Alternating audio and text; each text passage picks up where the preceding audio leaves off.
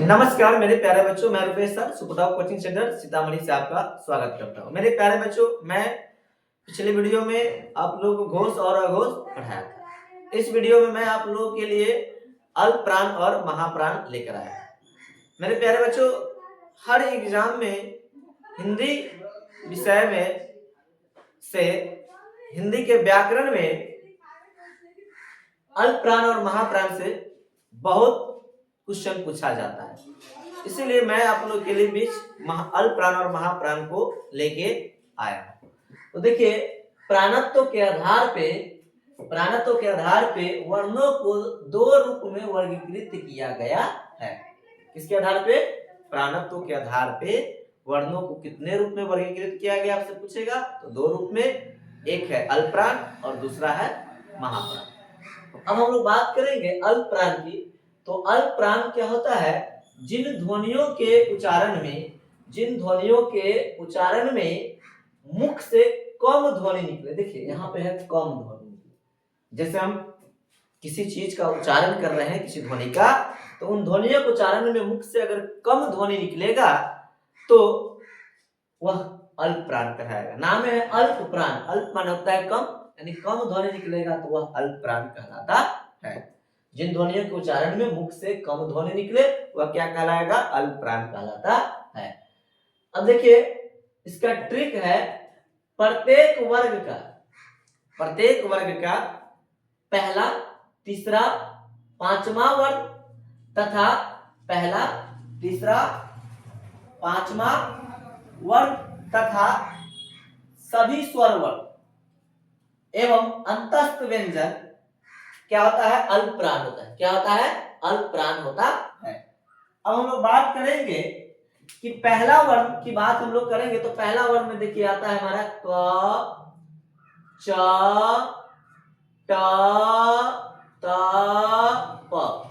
और तीसरा वर्ण में आता है हमारा ग, ज, ड, द, ब।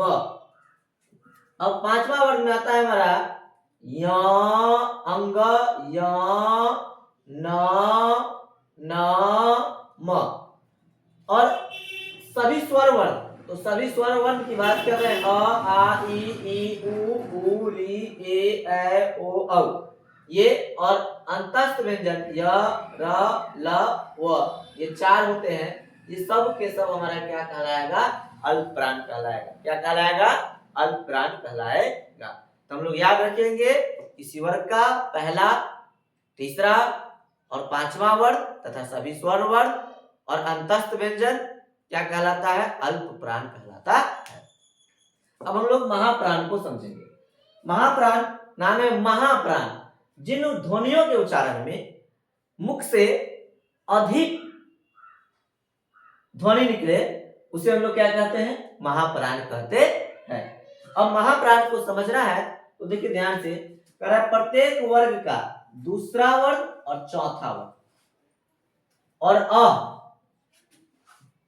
और उष्म व्यंजन जो तलाब सा, मूर्धन सा, दंत सा और ह है, यह हमारा कहलाता है महाप्राण। क्या कहलाता है? महाप्राण। अब हम लोग इसमें दूसरा वर्ण की बात कर रहे हैं और चौथा वर्ण की। तो दूसरा वर्ण देखिए ख, इसमें हो जाएगा छ, इसमें हो जाएगा ठ, इसमें हो जाएगा थ और इसमें हो जाएगा फ। और चौथा वर्ण की बात करेंगे तो इसमें हो जाएगा घ, इसमें हो जाएगा झ, इसमें हो जाएगा ढ, इसमें हो जाएगा ध और इसमें हो जाएगा भ। तो ये हमारा हो गया महाप्राण। और उस व्यंजन की बात करेंगे तो तलाब स, मूर्धन स, दंत स और ह, ये चार है। ये सब के सब हमारा हो जाएगा महाप्राण। इस तरह से अल्प प्राण और महाप्राण से आपसे क्वेश्चन पूछेगा कि निम्न में से कौन महाप्राण है? आपको ऑप्शन देगा ए में, बी में, सी में, डी। ए में आपको ऑप्शन देगा इसमें से क, बी में आपको ऑप्शन देगा द, डी में आपको ऑप्शन देगा ल, सी में, और डी में आपको ऑप्शन देगा हाँ, तो आप क्या हो जाएगा आंसर, आप लोग बताइए।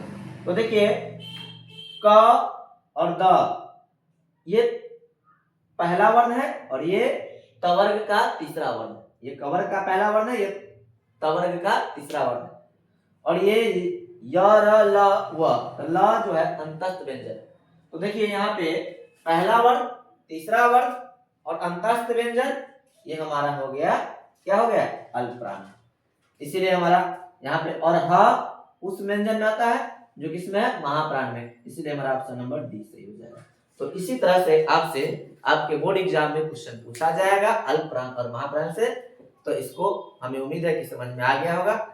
एक बात कहना है कि मैं वीडियो बना रहा हूं, आप लोग को अगर अच्छा लग रहा है तो कमेंट जरूर कीजिए, कैसा लग रहा है मेरा वीडियो, कमेंट कीजिएगा, जिससे हमको पता चलेगा कि हमारा वीडियो आपको कैसा लग रहा है। और मैं उसमें और कोई सुझाव देना चाहते तो जरूर दीजिए, ताकि मैं उसको और बेहतरीन तरीका से सुझाव को मैं आप लोगों को पूरा करूं।